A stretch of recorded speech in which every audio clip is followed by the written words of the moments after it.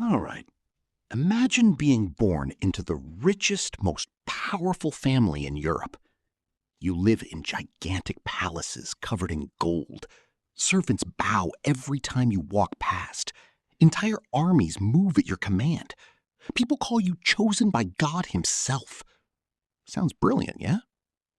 Except your own family's decisions have completely ruined your body before you've even had a chance to live.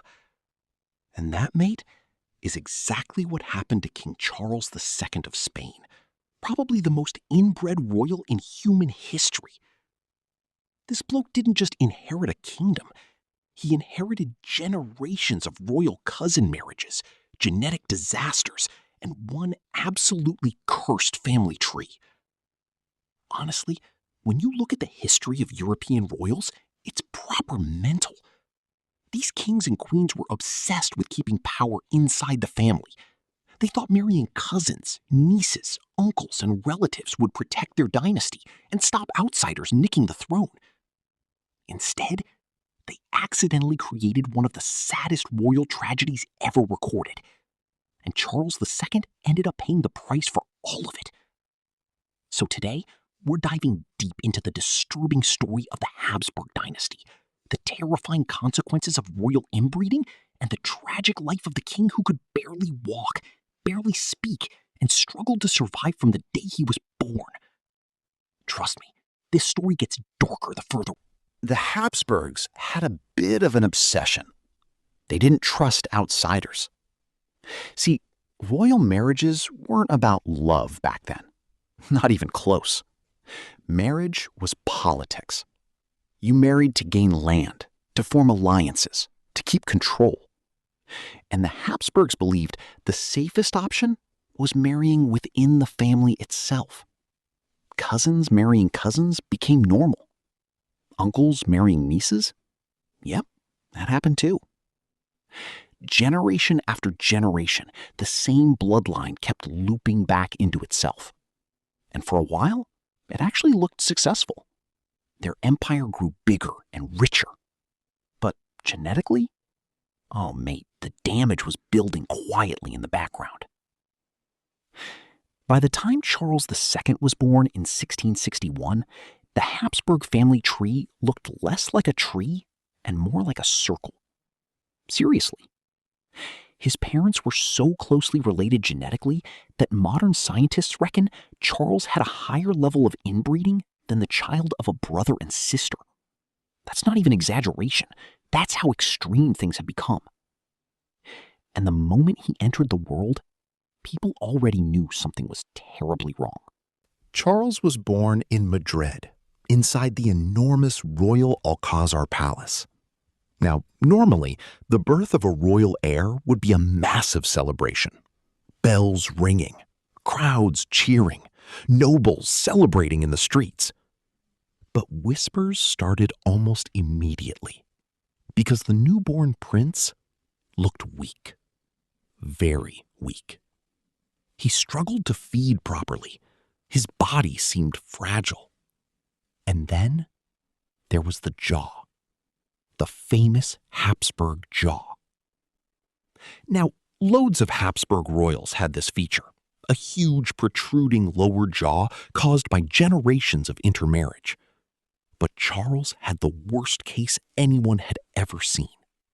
His jaw was so oversized he struggled to chew food properly. He could barely close his mouth. Some reports claimed he drooled constantly and had trouble speaking clearly for most of his life. Imagine that for a second. You're supposed to become ruler of the most powerful empire on earth, and you can't even eat normally? That's brutal. And sadly, things only got worse as he grew older. Charles developed slowly compared to other children. Very slowly. He didn't walk until he was around 4 years old. Didn't speak properly until much later either. He suffered constant illnesses. Fevers, weakness, exhaustion. Some historians reckon he may have had several genetic disorders all happening at once. Basically, his body was struggling to function. Yet, despite all this, everyone around him treated him like the future savior of the dynasty. No pressure there, then. Now, here's where things become proper tragic. Because Charles didn't really get a childhood. Not a normal one, anyway. While other kids played outside or learned skills, Charles spent most of his time surrounded by doctors, priests, servants, and nervous royal advisors. Every tiny illness caused panic at court. People genuinely feared he might die at any moment. And honestly, they had good reason to worry. Spain itself was already starting to decline by this point. Years of war, economic disasters, and political chaos had weakened the empire badly. The country needed a strong ruler. Instead, they had a fragile child king barely capable of surviving. But nobody dared say it openly, because this wasn't just any child. This was the king, the chosen ruler appointed by God.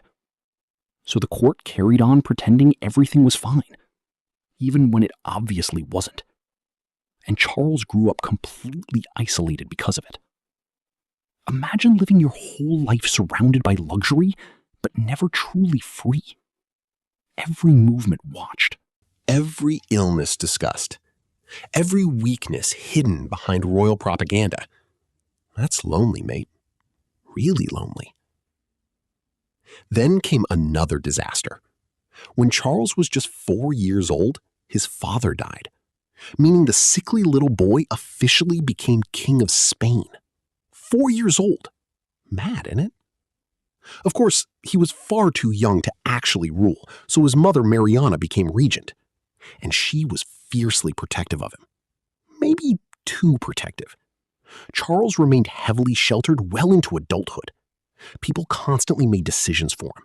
Advisors manipulated him. Priests influenced him. Foreign powers tried controlling him. And because his health was so poor, rumors spread everywhere. Some people genuinely believed he was cursed. Others thought he'd been bewitched by dark magic. No joke, people in Spain actually blamed witchcraft for his illnesses. That's how desperate and confused people had become. At one point, Charles himself became convinced he was under a curse. Exorcisms were even performed on the king. Imagine being so ill your entire kingdom thinks demons are involved. Absolute nightmare fuel. But despite all